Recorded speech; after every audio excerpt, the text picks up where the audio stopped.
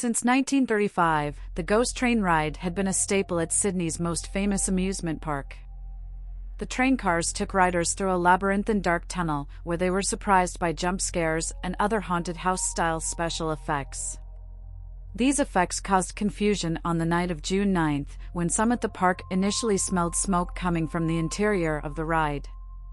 Since the ghost train's usual attendant was not on duty, the smell was initially dismissed as part of the ride.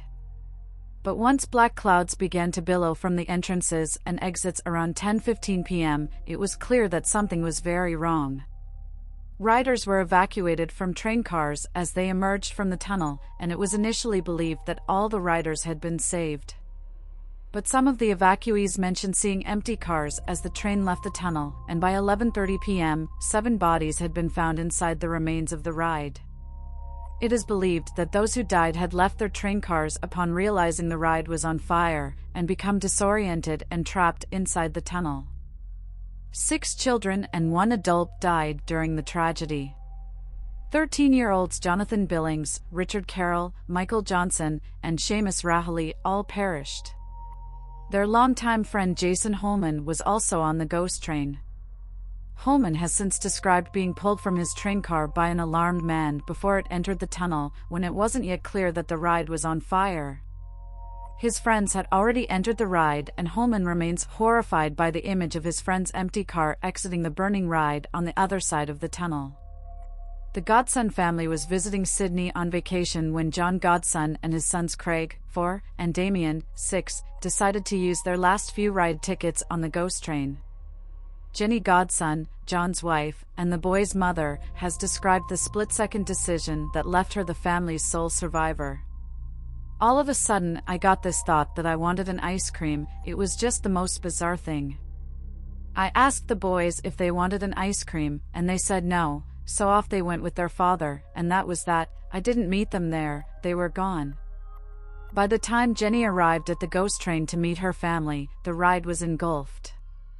The bodies of John and his children were found soon after in the tunnel.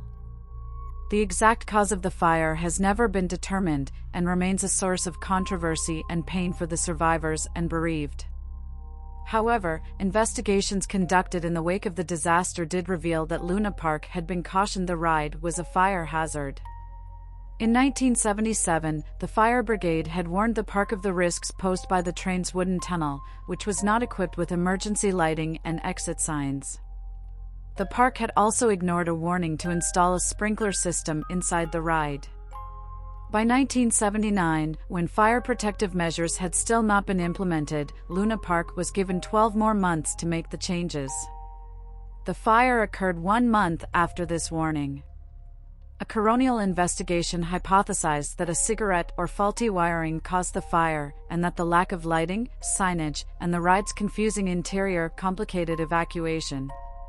A fire inspector, who had reviewed the train in 1977, said of the ride's interior, "It was a maze, it was timber, all painted black. As a matter of fact, even with the light on, I was bumping into the partitions and the wall.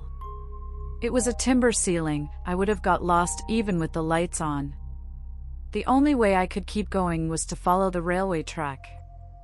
In the conclusion to his investigation, Coroner Kevin Anderson stated that Luna Park had failed its duty of care to patrons, but not drastically enough to support a charge of criminal negligence.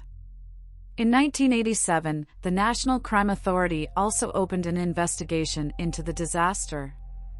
Although no new evidence was found, the authority did determine that previous investigations had been inadequate or ineffective. For those who lost loved ones in the ghost train fire, closure is complicated by the many questions still surrounding the disaster.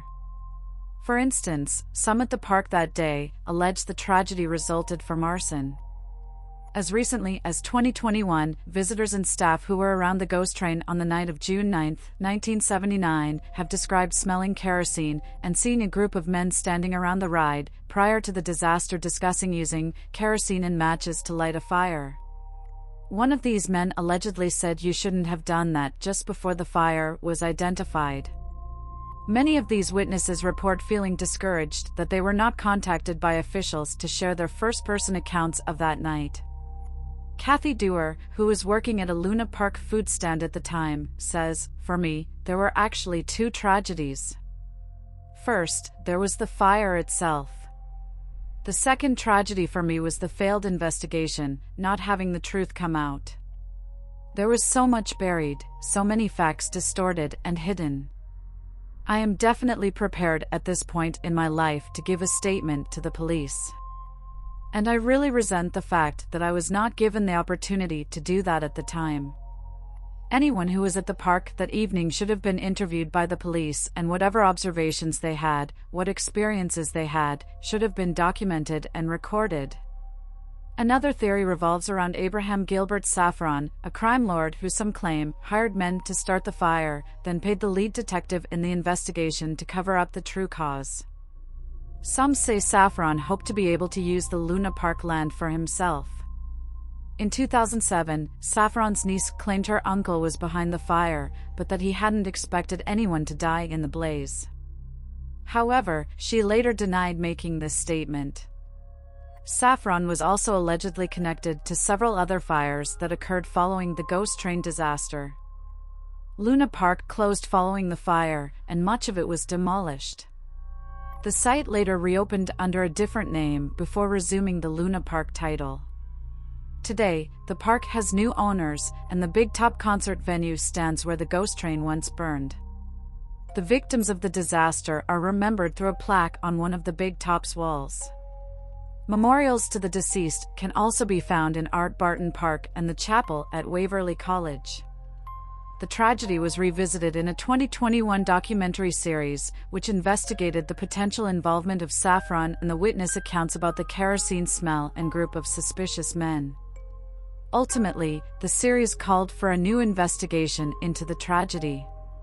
On the 36th anniversary of the fire, Jenny Godson said that she and Jason Holman, each of them the sole survivor of the groups they went to the park with that day, maintained a connection forged by grief. "We're very close. It's like there's some kind of web that joins us together. We sort of had survivor's guilt, we're here and they're all not."